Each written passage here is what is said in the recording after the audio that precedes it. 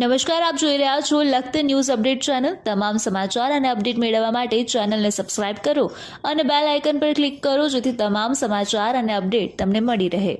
ખેજાડીયા હનુમાનજી મંદિરના પટાંગણમાં શ્રીમદ દેવી ભાગવત કથાનું આયોજન કરવામાં આવ્યું। લખતર રામહેલ ગોપી મંડળ અને શ્રી ખેજડીયા હનુમાનજી મિત્ર મંડળ દ્વારા આયોજન કરવામાં આવ્યું।